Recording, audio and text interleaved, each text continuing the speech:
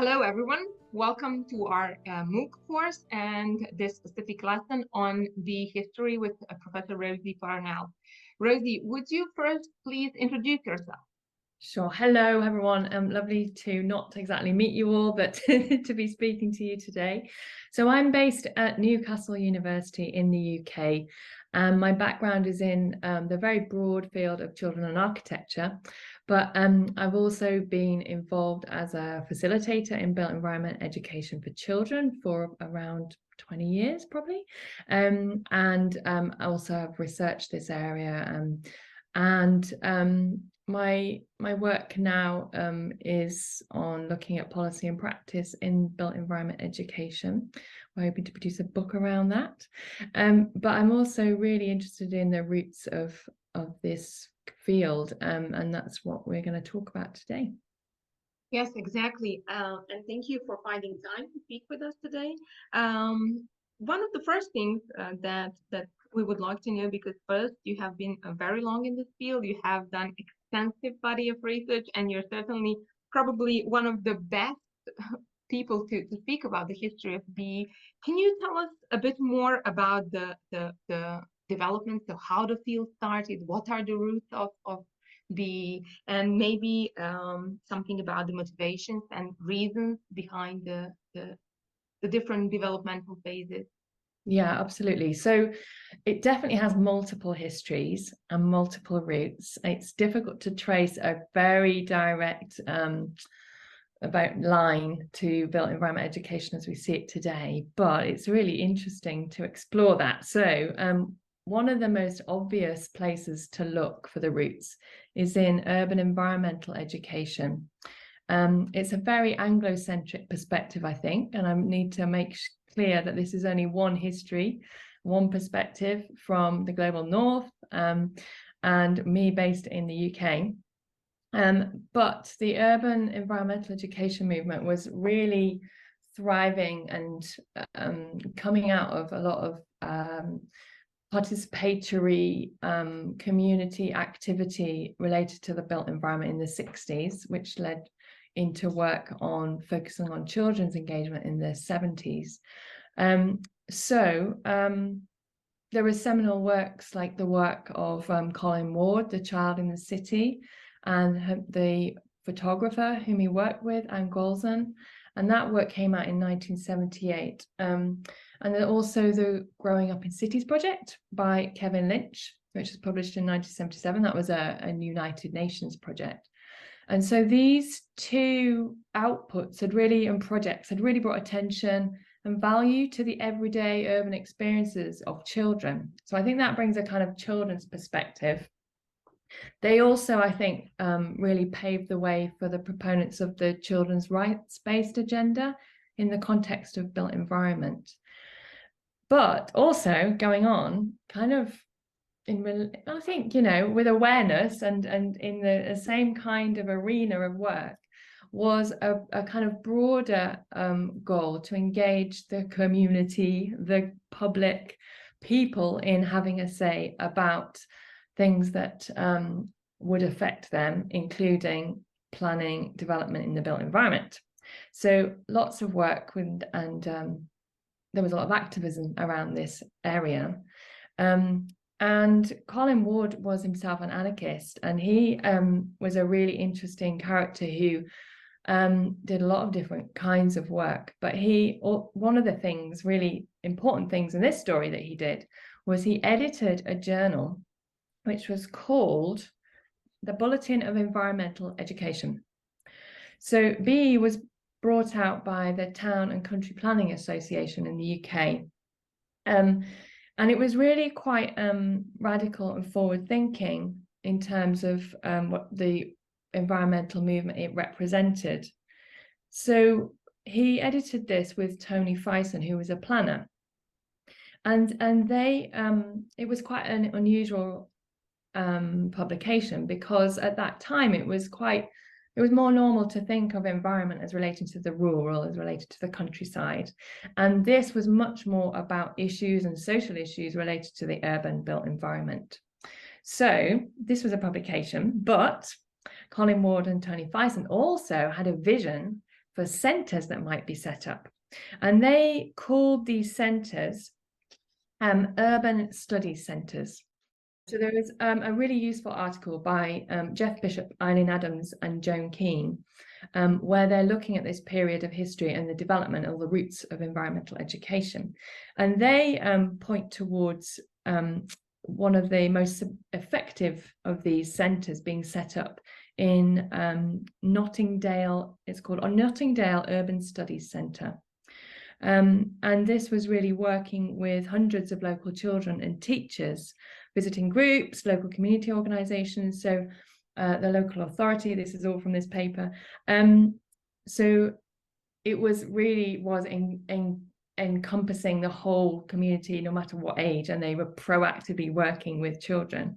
There was also a centre in Newcastle called the Architecture Workshop, and it was doing similar kind of outreach work, but also offering community technical aid on practical areas of practice to support people to make projects happen.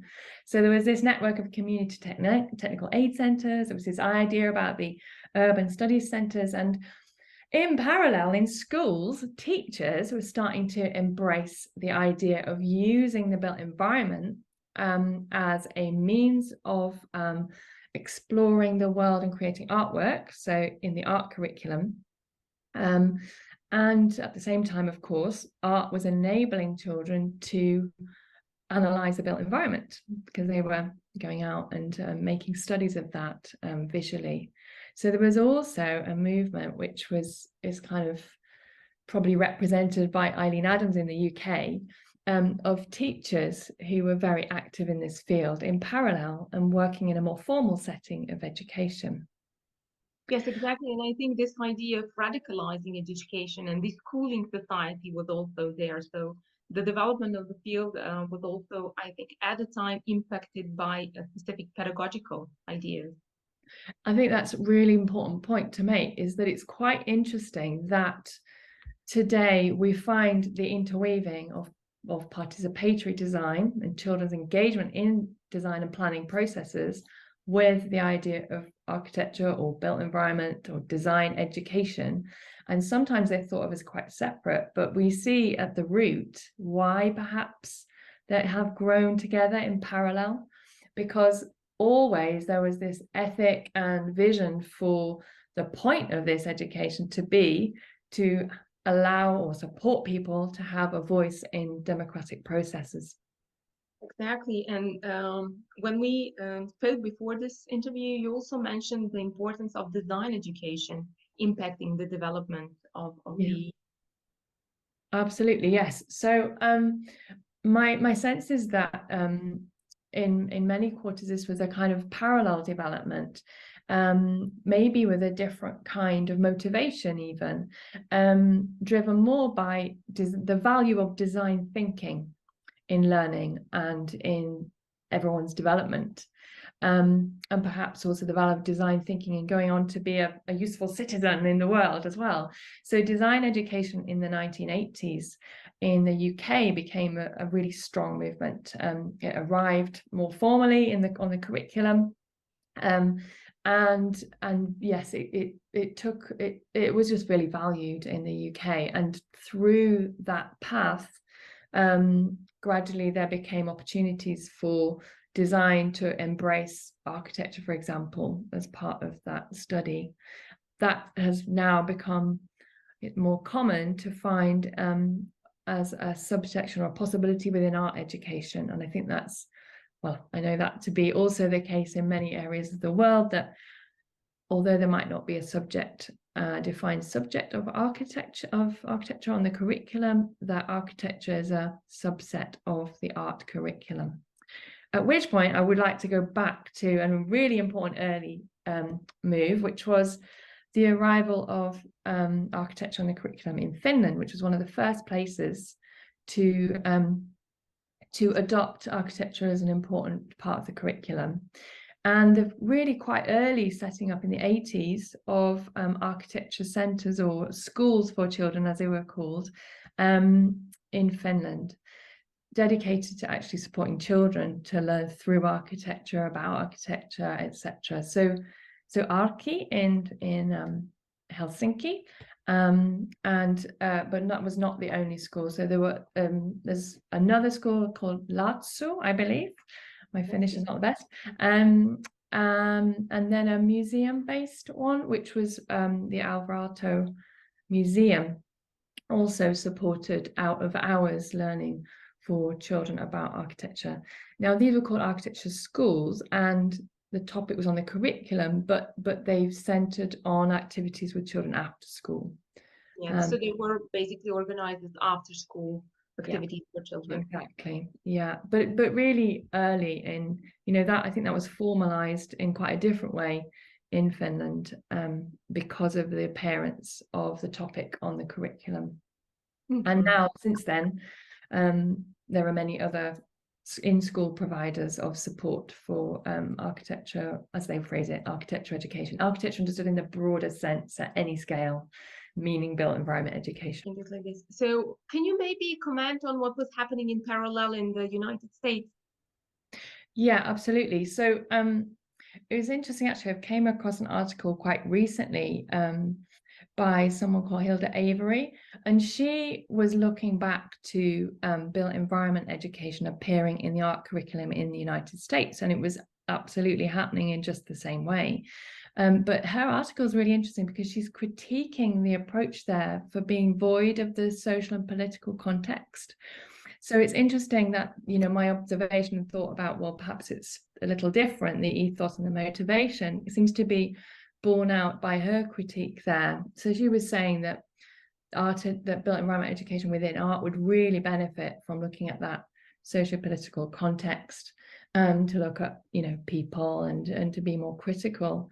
But there's also some work was happening in terms of actually developing resources for school teachers and even training school teachers, and it was coming out of the actual institute, so the American Institute of Architects. So in 1980 even, they introduced the Learning by Design program. So again, quite formalized, not so bottom up, but it was focused on classroom learning. So I'm going to just quote here because it's quite interesting. The goal is to enable every student to live in harmony with the natural environment and to participate in establishing a quality human environment, which is quite interesting. So it's bringing the natural together with the human environment, as they put it. It included a conceptual framework, a source book, a workshop program, an action program, and a technical assistance network. So it sounds quite thorough. And one of the key people that developed the materials for that, the architecture design education program part of that, was Ann Taylor, who's a professor in art in New Mexico.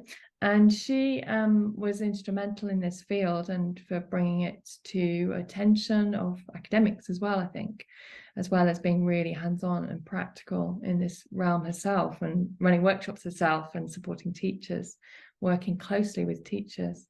So yeah, I think, there were really similar debates going on, really similar motivations and work happening in parallel on both sides of the pond. Exactly. And if we move a bit forward, it would be very interesting to hear from you as one of the founding members of PLACE. Ah, yes. Something about more recent development, what was happening at the time when PLACE was established, why it was established.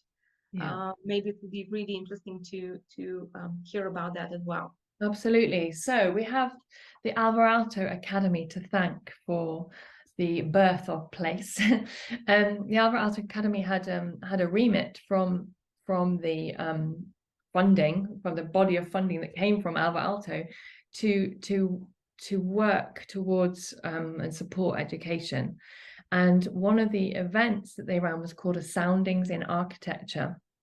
And I think they must have started in 2013, but I went to one in 2014, at which there was a very strong group of network of people formed who were working directly with children on built environment education. And that was the criterion upon which people were invited, I think both in 2013 and 2014.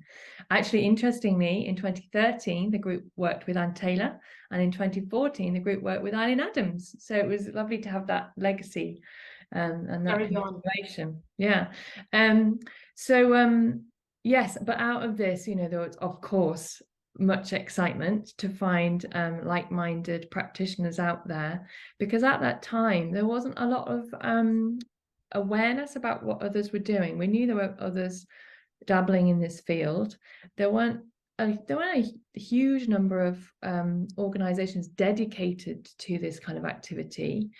In the UK, there was the Architecture Centre network, and there were certain centres within that network that did a lot more work with children, but their remit was much broader. And I think we had somebody from one of those centres there the year I went. But more internationally, it was really hard to find out what each of us was doing. And we wanted to share practice and support each other.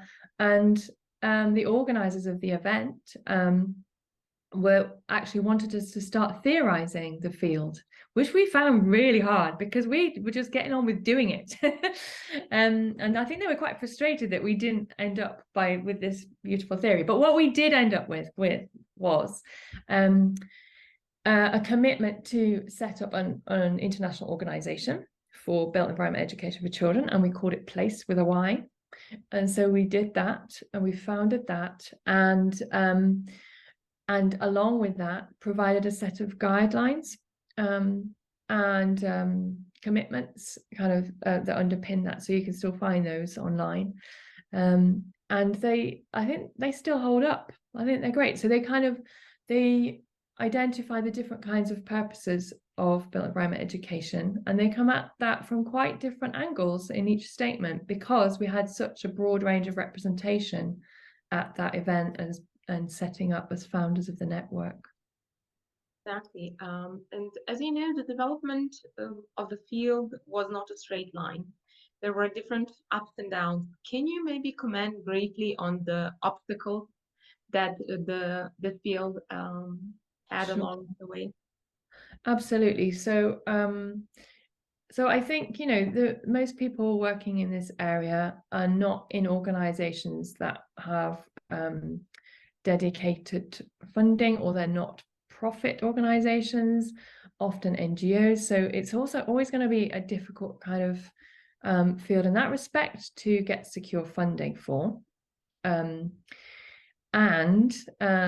So to take one example, the Architecture Centre network in the UK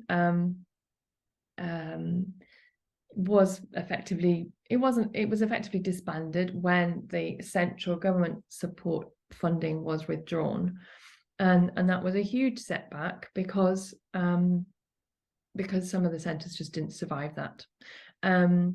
And there was a rebirth of that. They created the Architecture Built Environment Centre network, just a slight tweak of name, but it was much diminished, and everyone was just basically trying to get funding for individual projects. And so that was a huge setback, because I think momentum was really lost at that point. However, there are centres such as the Architecture Centre in Bristol continued to thrive for quite some time, and the one in Newcastle didn't, for example, and they were two that were really active in working with children. Open City in London, that continued, but as it's been reincarnated, I think, and I think it's just really a real struggle to get funding for this kind of work in a kind of in a secure, ongoing way.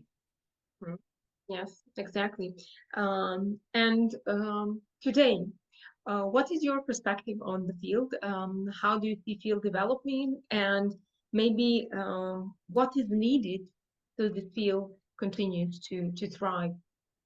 So what is really exciting, of course, and I'm sure you'll hear about this in other modules on the MOOC, is that the network now is absolutely huge. And through the founding of PLACE, moving from being an organization to becoming a network, It's allowed people all over the globe to find each other and to share practice. And it's a really supportive network, and it's incredibly encouraging that there's so much work happening internationally. Similarly, the UIA, they hold their competition, which really helps us to see and make visible what kinds of work is going on. And more recently, the Thornton Education Trust in the UK has also launched a competition. This is the second year of that, specifically to reward or make visible, really, the work that's happening directly with children and young people in built environment education. And it's just heartening to see how much amazing, excellent work is going on. Okay, and can you comment on maybe what is needed for this field to further develop? I know we very often speak about theorizing it. We always speak about placing it more firmly into the curriculum at universities. Can you maybe comment on that? Yeah, well, I think the more we can support each other to share good practice, of course, and learn from each other's practice, the better. And therefore, if there are readily available publications that enable people to do that, that's wonderful. And of course, online resources to enable people to do that. So I think there's the very positive thing about this network of people is that they are people who are willing to share and very happy to learn from each other. So I think continuing to do that sharing, but maybe, finding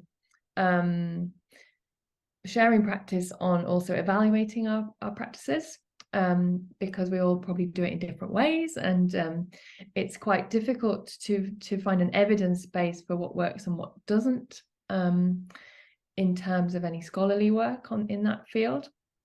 And so, yes, I think, more academics who want to explore this would be great if they are people who want to connect with practice and really support that practice.